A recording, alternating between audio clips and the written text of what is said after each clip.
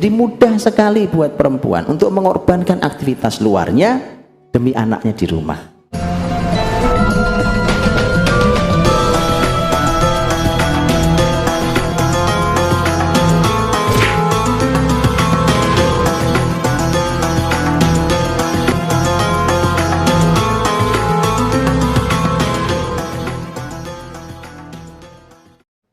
Saya berikan umpamanya beberapa aktivitas ya. Para wanita muslimah yang luar biasa dulu. Ada seorang perawi hadis namanya Muhammad bin Ibrahim At-Taimi. Perawi hadis yang satu ini, Bapak Ibu, itu alaihi madar riwayah hadis innamal a'malu binniyat. Jadi hadis innamal a'malu binniyat itu pusaran riwayatnya di beliau. Di pusaran riwayat itu di beliau. Walaupun nanti bercabang gitu, di pusarannya di beliau. Jadi ini Masya Allah, artinya setiap, ini kan ilmu innamal a'malu binniyat, ini kan hadis terkenal ya Pak ya. Kita boleh tidak hafal hadis lain, tapi hadis ini kita hafal. Innamal a'malu binniyat. Masya Allah, antum kebayang nggak pahala besarnya orang yang disitulah pusarannya riwayat. Dia ini cerita tentang ibunya. Di antara ceritanya gini, ibu saya itu kanat ummi tahabud darahim li talabil ilm, fi talabil ilm. Ibu saya itu memberi uang beberapa dirham. Dirham itu kan bukan uang perak ya. Memberikan uang dirham untuk menuntut ilmu. Jadi artinya kalau belajar gitu, kalau dulu waktu saya kecil belajar gitu ya kan, itu ibu itu suka memotivasi dengan ngasih beberapa dirham. Itu bundanya, jadi memotivasi anak-anaknya. Jadi boleh memang memberikan untuk motivasi dengan memberikan balasannya berupa uang, berupa ini sebenarnya boleh. Cuma Bapak Ibu juga tidak boleh itu dijadikan sebagai satu-satunya cara. Karena kalau itu hanya itu yang dilakukan, nanti yang terjadi anak-anak sebenarnya bergerak faktornya hanya karena uang, karena diberikan barang apa dan seterusnya. Makanya, tapi itu sekali waktu menarik untuk anak-anak juga menarik gitu. Nah itu jadinya ya seperti tadi Muhammad bin Ibrahim At-Taimi yang kita tahu beliau salah satu perawi hadis yang ada dalam Sahih Bukhari, juga tentang diantaranya tentang hadis innamal a'malu binniyat. Nah, kalau bicara tentang masalah peran wanita, sebenarnya sebelum bicara tentang teori tadi seperti memberikan uang, motivasi anak-anaknya, menguatkan anak-anaknya, menasehati anak-anaknya. Dulu ada wanita namanya Amrah, ini muridnya Aisyah ini, radhiyallahu anha. Ini punya anak, Amrah ini punya anak. Itu salah satu nasihatnya tentang bagaimana milih pergaulan. Bundanya ngasih nasihat tentang milih majelis atau kumpul-kumpul, yang milih komunitas lah hari ini, kumpul-kumpul sama siapa kamu nak. Karena kamu di komunitasmu itu pilihannya adalah kamu bisa melakukan kebaikan atau kamu membantu kemungkaran. Masya Allah gitu, ibu yang mendialogkan ini. Nah tapi itu sebelum bicara tentang peran-peran itu, memang para wanita memang harus memposisikan diri dulu yang benar posisinya. Cara pandang kita bahwa wanita itu hebatnya di luar rumahnya itu harus dibenahi dulu. Selama itu belum dibenahi, nanti tetap aja kita akan kepentok dengan banyak sekali masalah yang susah diselesaikan. Saya kasih contoh. Saya ditanya di forum begini tentang bagaimana Ustadz kalau satu rumah tangga ayahnya kerjanya jauh, jarang ketemu anaknya, apa yang harus dilakukan? Bayangan saya simpel lah, ini gampang ini. Jawabnya gampang karena memang kaidah di Quran ada, di hadis ada, jelas itu. Di dalam contoh salafus soleh ada. Tapi ternyata pertanyaannya nggak berhenti. Terus begini Ustadz, ibunya juga nggak di rumah. Nah lah ini repot saya jawabnya. Saya bilang kemana ibunya? ibunya kerja saat berangkat pagi pulang sore, bapaknya jauh jarang ketemu, ibunya pun tidak di rumah. Saya bilang lah, kalau ini saya bingung jawabnya. Ini bingung saya jawabnya. Tadi saya sudah siap-siap jawabannya, memang ada, karena Quran menyampaikan tentang kisah Ibrahim kan. Ibrahim dengan Hajar di lembah Mekah, meletakkan Hajar dan Ismail di surat Ibrahim itu, juga di surat Al-Baqarah. Begitu diletakkan kan Ibrahim pulang, pergi balik ke negeri Syam, betul kan? Berarti artinya ada contohnya, ada potretnya. Bagaimana caranya mendidik anak, bapaknya jauh dari anaknya, jarang ketemu, tapi ibunya ada bersama anaknya. Lah ibunya nggak ada pula. Saya bilang, saya bingung ini gimana cara jawabnya. Ya pilihan saya cuma satu, ibunya suruh pulang. Apa pilihan saya? Kalau ibunya tidak mau pulang, ya sudah, Anda harus siap nanggung resikonya. Anda tidak akan mungkin tidak terlalu dengan hasil anak itu nanti tidak terlalu nyaman hasilnya anak. Ya udah, mudah-mudahan kalau enggak kasih aja ke orang lain kan.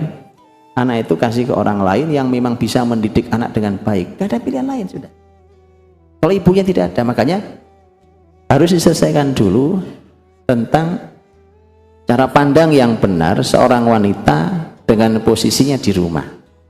Itu selesaikan dulu, Pak. Dan itu PR nggak gampang loh hari ini. Begitu nanti sudah terjebak dalam arus begitu itu nanti akan ada dilema-dilema yang rumit kayak begini nih. Makanya mari kita putus mata rantai itu. Baik, ajari putri-putri kita. Saya sering katakan begini, silahkan Pak, Bu, didik putri-putri Anda sampai setinggi-tingginya ilmu, tapi sampaikan ke dia tempat paling mulia di rumahmu. Nanti di rumah suamimu itu tempat paling mulia buat kamu. Begitu. Itu harus diajarkan di anak-anak.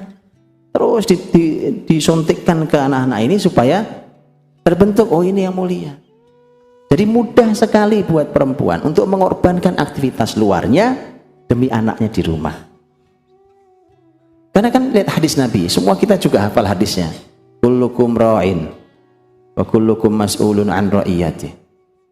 Fal imamu ra'in wa mas'ulun an ra'iyati. Ya kan?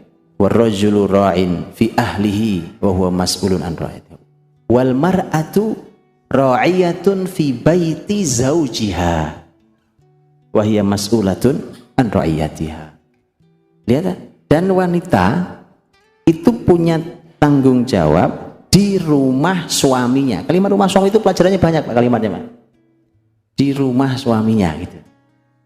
Ini juga ada PR. Kalau bisa, kalau nikah suami istri berarti kan seperti ada sinyal anjuran Nabi, tinggalnya di rumah suaminya. Begitu bunyi hadisnya kan? Wal mar'atu mas'ulatun an baiti zaujiha. Rumah suaminya. Iya, Masya Allah. Jauh lebih, ini tentu keadaan-keadaan tertentu ya. Kadang-kadang ada keadaan-keadaan yang mendesak, orang tuanya mungkin sendiri sudah tua, nggak ada yang ngurus, mungkin ya lain cerita. Tapi kalau dalam keadaan normal-normal, Masya Allah, antum tinggal di rumah sang suami ini ya, walaupun mungkin ngontrak, Pak, dengan rumah yang tidak terlalu besar, jauh lebih mulia itu ya. Jauh lebih mulia, Pak. Yang begitu itu juga harus diajarkan konsep ini. Nah, ternyata wanita punya tanggung jawab di rumah suaminya. Jadi apa yang dimaksud? Jadi di antara tanggung jawab wanita ternyata mengurusi rumah suaminya. Tentu rumah suami itu ya masalah kebersihan, kerapian, keindahan, ya kan? Iya. Itu. Nah, berarti kan kalau sudah demikian, apa gunanya seorang perempuan sekolahnya tinggi sekali, rumahnya berantakan? Dia tidak tahu tugas mana yang lebih utama dalam kehidupan seorang. Ini saya sebut tadi, yuk diposisikan, yuk kita balik ke posisinya kita dulu masing-masing. Karena kalau kita belum kembali ke posisi kita masing-masing, nanti kita akan, kalau bahasa kita overlapping hari ini, Pak. Ini tumpang tindih lah, ini ke sini, Ya, perusahaan mana yang mau berhasil kalau begitu caranya? Ya, kalau perusahaan tumpang tindih pekerjaan, ya kan? Lo bayangin aja, Pak. Pak manajer ngerjain pekerjaannya OB, satpam ngerjain pekerjaannya manajer, berantakan perusahaan. overlapping semua tumpang tindih. Yuk balik sekarang, SOP-nya mana? Jelas ya, bahasa kita bahasa perusahaan ini. Jelas nih. Sekarang tugasnya suami di sini posisinya, perjelas posisinya, istri di sini posisinya. Seorang ibu posisinya mudah, jelas. Wanita itu tempat paling utamanya di rumahnya. Baik. Wanita boleh kok keluar rumah, boleh. Punya penghasilan, boleh. Islam tidak pernah melarang. Bahkan ada sinyal-sinyal yang malah luar biasa di Quran. Kalau perempuan itu juga dianjurkan untuk bersedekah. Lah sedekah uang siapa kalau dia nggak punya penghasilan? Betul kan? Kalau uang suami dia sedekah harus izin suami kok. Dia nggak bisa leluasa. Kalau mau leluasa uang dia sendiri. Jadi Islam tidak pernah melarang. Dan contoh tertingginya Ummahatul Mukminin. Langsung istri-istri Nabi SAW. Sebagian istri Nabi punya penghasilan besar. Di antaranya Zainab binti Jahsy radhiyallahu anha. Itu penghasilannya besar. Sampai Aisyah mengatakan Zainab itu wanita yang terampil tangannya sehingga punya penghasilan banyak dan sedekahnya banyak. Itu kalimat Aisyah tentang Zainab binti Jahsy radhiyallahu anha. Gitu ya. Jadi Islam tidak melarang, sama sekali tidak melarang wanita punya penghasilan, bahkan besar sekalipun. Tapi tadi dia tahu dulu mana yang prioritas dalam hidupnya, gitu. Nah, prioritas ini Pak, ini fikih prioritas ini yang mahal, harus tahu dulu.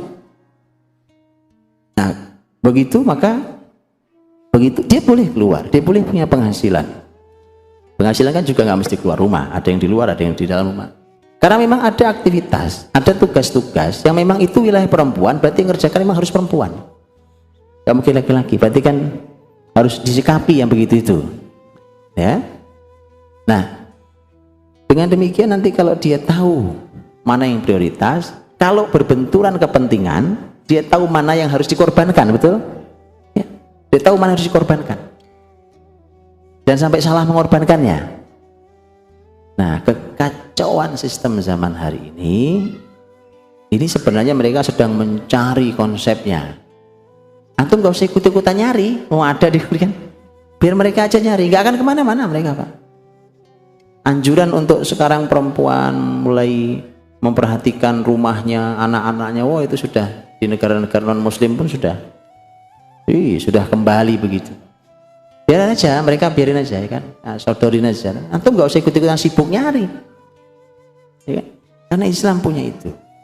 Baik, nah yang begini teman-teman dirahmati Allah, Bapak Ibu berbahagia, mari kita tanamkan ini di generasi kita, di anak-anak kita. Ini kalau kita bahas tentang perempuan berarti di putri-putri kita, ajari seperti ini, diajarkan konsep perempuan itu seperti apa, ya kan? Nanti mereka harus punya life skill, tadi saya katakan, bahkan punya penghasilan, diajarkan ya, dan itu Islam punya panduan juga. Nah, baru nanti kalau 3 kemuliaan sudah diraih, dia tahu prioritas, dia tahu posisinya di mana, dia tahu tugasnya apa. Nanti namanya didik anak, mendidik anak dengan semua teori yang kelihatan rumit, insya Allah nggak rumit kan? Karena dia sudah punya modal. Kalau ibarat kerja itu modalnya sudah besar sekali, jadi insya Allah tidak akan sulit. Kesulitan kita hari ini adalah modal kita kecil, serba cekak mepet gitu Pak, itu susah. Ya, mari kita ambil dulu modal besar ini. Ya, tadi beberapa poin yang saya sampaikan tadi.